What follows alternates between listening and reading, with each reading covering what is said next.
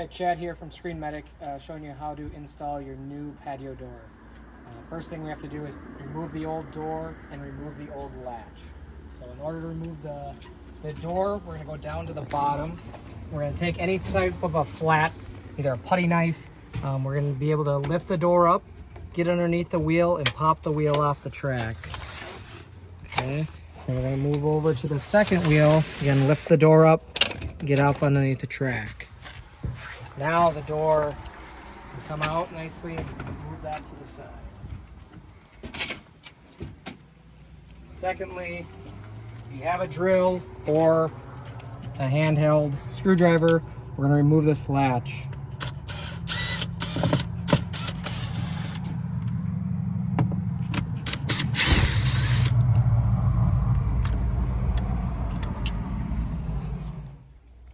And now we're going to put on the new door. So we're going to place it up in the track. And again, we're going to go down at the bottom. Their same flat bar, putty knife, any flat item. Get underneath the wheel, lift it up, push the door back, and let the wheel go down on the track. We're going to do the same with the other wheel in the front. We're going to lift that and place that on the track. You'll know that it's on the track because when you move it, you can hear the wheels rolling.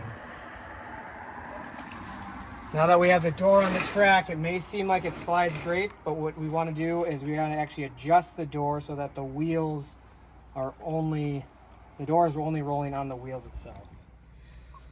All right, and now we're going to adjust the wheels to make it so that the screen door is rolling on the wheels and not scraping the frame. And in order to do that, best is to use a drill. You can use a hand regular screwdriver, but it's easier this way. So what you're going to do is you'll start with the back one. You're going to just tighten that screw until that frame lifts up off the rail there. And now you're going to go to the other one and do the exact same thing. So we're going to tighten that screw, and now it's off. And as you can see now, you can hear the wheels rolling. Okay, so next now we're going to make sure that the door is square in the opening. So in order to do that, we're going to shut the door almost all the way closed. As you can see at the top, we're just about hitting the metal. And at the bottom, we got about an eighth, maybe a little bit strong eighth gap there. In order to adjust that, what we're going to do, we want to raise the frame up on this corner in order to square that up. So in order to do that, we're going to just screw this screw in, which will raise the metal up enough. And now you can see we're in line, the top and the bottom, the same gap.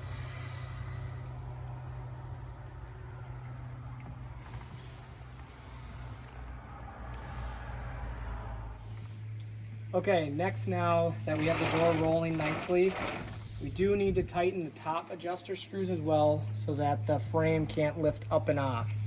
So again, these ones, we're just going to tighten them until we feel a little bit of resistance right there. Same with this one. And there. So now, the door should roll nice and smooth. Okay, and the next step, we're going to be installing the keeper, which came with the door. There's the keeper and 2 screws. I'm going to show you a few of the tricks on how to line up your new door and how to mount this to line up with the keeper on that there. So first thing we're going to do is we're going to take a pencil.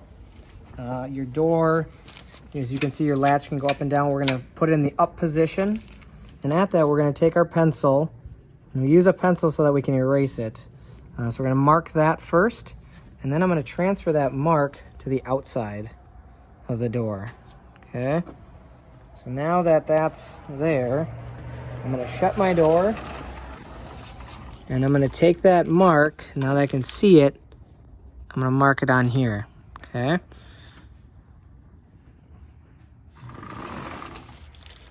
With that, now I'm going to take my keeper out of the bag,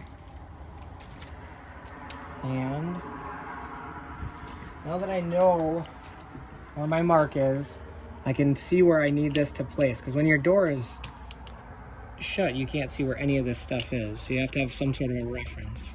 So now that I know that my line is right here, I want to be just a little bit below it so that when the door closes and shuts on there, it'll latch right over that. Where I have my mark on the outside and I have my keeper here, it actually lines up where one of the existing holes from the old one, I can use that for putting a screw in. Now, as you can see, the new screws are longer than the old screws. So if I were to put this in here, it's going to hit the back side of that and not screw in. So using a 3/32 around there bit, I'm going to go through and I'm going to drill once I hit that back part so I can get through that. And now there's enough room for the new keeper to go in.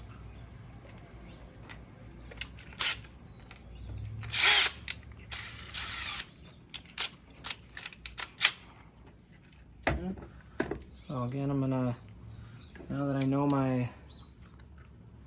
gonna go in that hole, I can use my drill and tighten that in nice and tight. Okay. And now that'll hold it so that when I go to drill my next hole, I don't have to use my hands to hold the keeper. And I'll take my drill bit. And I like to drill in the center just in case you do need to move it up or down.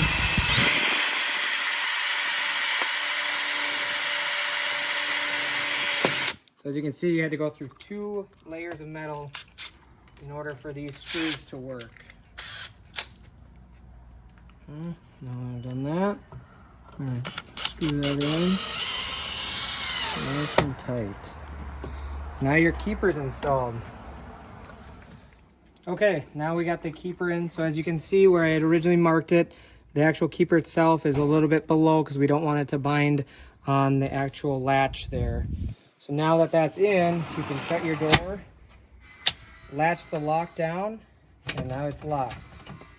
Okay, and now we are completed. So now you have a nice functioning, well-rolling door that latches, and you're all set to go for keep the bugs out.